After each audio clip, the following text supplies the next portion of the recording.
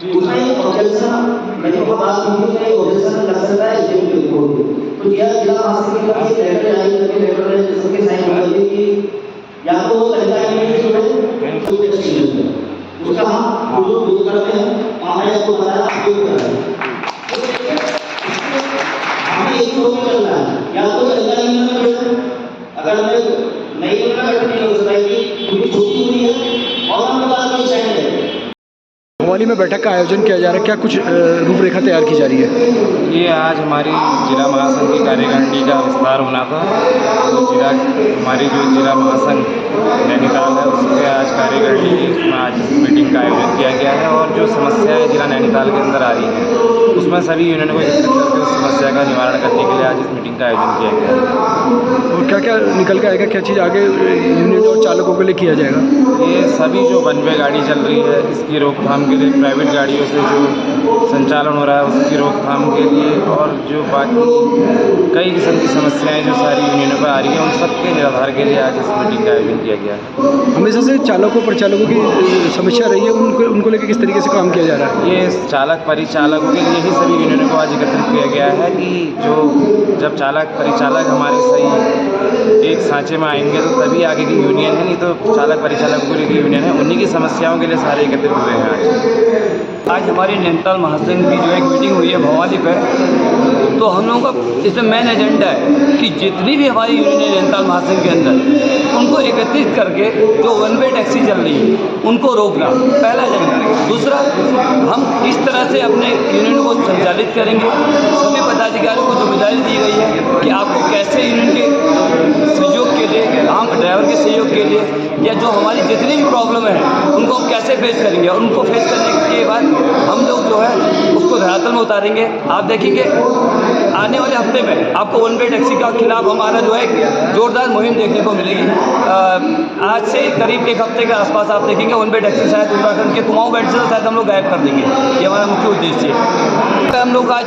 जैसे हम लोग अपने और नैनीताल के अंदर वन वे के हमारे क्या होता है कि टीवी नंबर का एक प्रॉब्लम है, तो हम लोग संग्रहित हो रहे हैं, प्रशासन का ध्यान उस वक्त आज हम अपनी आपस में मीटिंग कर रहे हैं कि हमारी 2018 के बाद की जो गाड़ियाँ हैं वो नैनीताल के अंदर प्रवेश नहीं कर पा रही हैं। तो उसके लिए हम कैसे रणनीति बनाएंगे, कैसे प्रशासन से उसका सहयोग लेंगे, किस तरह से हम उसे चलाएंगे, वो हमारा मेन एजेंडा है कि हमारी गाड़ियाँ जो माल रोड के अंदर कैसे प्रवेश करें, आम जो पुलिस वाला है, ट्रैफिक वाला है, प्रशासन वाला है, उसको परेशान ना करें। इसके तहत हम लोग रणनीति बना रहे हैं। हमारे यहाँ पे मीटिंग करने का मेन उद्देश्य ये था कि हम लोग सभी सारे जो नए हमारे अभी पहला जो है हमारे जिला महासंघ का गठन हुआ है, उन लोगों ने मिलकर आपस में हम लोगों ने ये तय किया है जो आज तक शटल सेवाएं जो हम संचालन करते थे उनमें हमें कई परेशानियाँ थी, पहले उनका निवारण हो और साथ ही हम लोगों ने जो वन वे के लिए हमें उस बाध्य होना पड़ता था, अंदर हमारी टीवी नंबर की गाड़ियाँ अंदर नहीं जाती थी, उसके लिए हमने आपस में विचार विमर्श किया और साथ ही हम लोगों ने जो प्राइवेट वाहन जो चल रहे हैं इस वक्त उन लोगों पे अंकुश लगाना है और जो टैक्सी पे जो स्कूटर बाइकें दी जाती हैं उन लोगों की बहुत बड़ी समस्या है। वो लोग बिना उसका जो है नियम की आप बिना ड्राइवर के जो है किसी को वो अपना वाहन नहीं दे सकते, लेकिन वो लोग जो है डबल सीट के लिए वाहन दे रहे हैं। एक बहुत बड़ी समस्या हमारे कारोबार में एक बहुत बड़ी सेध लगा रहे हैं, उसके लिए हम लोग आपस में विचार विमर्श करके उस पर अंकुश लगाने की कोशिश कर रहे हैं। बहुत जी, अभी हम लोगों की बैठक की शुरुआत हो रही है। सारी टैक्सी यूनियनें हमारी जो जिला महासंघ में तकरीबन 11 यूनियनें हैं, सभी को एकत्रित किया गया। हमारा जो मेन एजेंडा है वो वन वे वाली जो टैक्सी वाहन जो चल रहे हैं उसके विरुद्ध में है कि उनको कैसे रोका जाए, उसके लिए हम लोग अपनी कार्यप्रणाली अपनी नीति निर्धारित करेंगे जो इस बैठक में निर्णय होने के बाद सामने आएगी। दूसरी हमारी क्या है कि हम लोग जो परिवहन विभाग के द्वारा जो निजी वाहनों को नहीं रोका जा रहा है, क्योंकि उसके लिए मैं कई बार मैं कंप्लेन कर चुका हूँ, मैं ARTO मैडम रश्मि भट्ट से भी कई बार नंबर भेज चुका हूँ, बात भी कर चुका हूँ। कल भी एक प्रकरण आया था हमारे भीमताल टैक्सी एसोसिएशन के अध्यक्ष जो रोहित जी हैं, तो उन्होंने वो गाड़ी पकड़ी थी। उसके बाद मेरे पास फ़ोन आता है, मैंने संदीप सैनी जी को कॉल किया जिसमें तो मुझे कोई ऐसा उसका उत्तर नहीं मिल पाया कि उन्होंने उस गाड़ी के ऊपर क्या कार्रवाई की। यदि वो जो गाड़ी हमारे टैक्सी यूनियन भीमताल के अध्यक्ष जी ने जो पकड़ी थी, यदि उस पर कोई कार्रवाई नहीं होती है मेरी संदीप सैनी सर से ही फ़ोन पे बात हुई। मैंने उनको पूरा वीडियो भी भेजा है, फ़ोटो भी भेजी है और गाड़ी का नंबर भी भेजा है, उस ड्राइवर का लाइसेंस भी भेजा है। यदि उसके ऊपर कोई चालानी कार्रवाई नहीं होती, वो भी उचित तौर पर, क्योंकि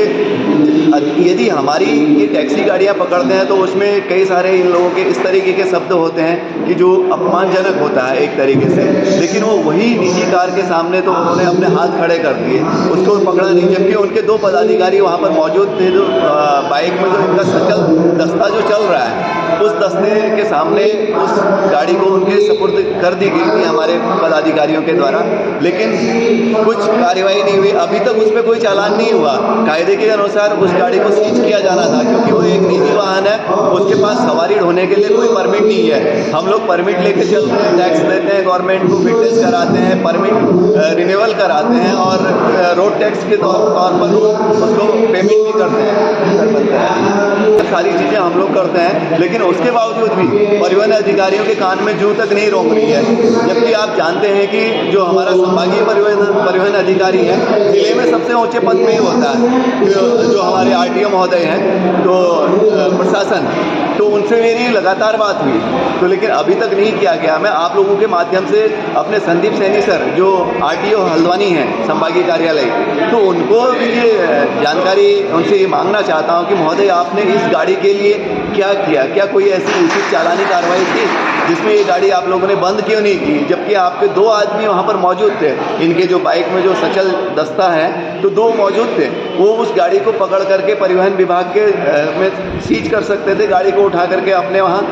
ले जा सकते थे, लेकिन उन्होंने ऐसा नहीं किया। क्यों नहीं किया? अब ये परिवहन अधिकारी, इससे हम चाहते हैं कि हमारे जो परिवहन अधिकारी हैं हमें इस बारे में बताएं कि उनके दल ने इस गाड़ी को क्यों बंद नहीं किया, क्यों सीज नहीं किया, तो ये परिवहन अधिकारी हमारे जवाब दें इसके लिए। और तीसरी बात हमारी, जो आपने सुना ही होगा, हमारे फिटनेस से संबंधित भी परेशानियाँ थी, कुछ बहुत सॉर्ट आउट हो चुकी हैं, उसके लिए भी हमारा वो है। चौथा, हमारा जो लोकसभा निर्वाचन में हम लोगों ने जो गाड़ियाँ परिवहन विभाग ने अधिग्रहण की थी, तो उसके लिए भी हम लोग कई बार पत्राचार कर चुके हैं। आप जानते हैं कि हमारे वाहन जो है बैंक से लोन पे होते हैं, उनकी ईएमआई समय पे चुकानी होती है, परिवहन विभाग को टैक्स समय पे चुकाना होता है। यदि परिवहन विभाग टैक्स छोड़ सकता है तो हम उसके लिए समय दे सकते हैं ना, बैंक समय दे सकता है तो हम छोड़ सकते हैं। जब ये दोनों हम लोगों से पेनल्टी के तौर पर लेते हैं, हमारा चालान करते हैं, तो हम अपना पैसा, आप जानते हैं कि हमारे यहाँ इसमें अप्रैल में चुनाव संपन्न हो गए थे, अब ये सितंबर चल चुका है, अभी तक हम लोगों का पैसा नहीं आया है। कहाँ से हम लोग अपने घर परिवार चलाएंगे, कहाँ से बैंक की किस्तें दें? अगर बैंक की किस्तें नहीं जाती तो बैंक जो है गाड़ी उठाने के लिए नोटिस भेजता है, गाड़ी उठा लेता है। तो इसके लिए भी हम लोगों ने हमारे जो कुमाऊं आयुक्त हैं उनको भी पत्र दिया है, हमारे जो परिवहन आयुक्त हैं उनको भी पत्र दिया है, और हमारे संभागीय परिवहन अधिकारी संदीप सैनी सर से तो कई बार इसके बारे में वार्तालाप हो चुकी है। तो मैं ये चाहता हूँ कि हमारा ये पैसा जल्द से जल्द मिल जाए, जिससे हम अपना घर परिवार अपना परिपूर्ण तरीके से चला सकें। धन्यवाद। हमारी टैक्सी यूनियन ने एक बैठक की, जिसमें कई मुद्दे थे टैक्सी यूनियन से संबंधित, जिसका विचार विमर्श किया गया। जैसे कुछ समस्या हमारी चुनाव ड्यूटी में गाड़ी दी गई थी, उसका अभी तक भुगतान नहीं हुआ है, तो दे दिया गया है कि भाई काफ़ी लंबा समय हो गया है कि टाइम पर भुगतान करें। और कुछ समस्याएं, छोटी मोटी समस्याएं हैं, उसके समाधान के लिए आगे रणनीति बयान की जाएगी।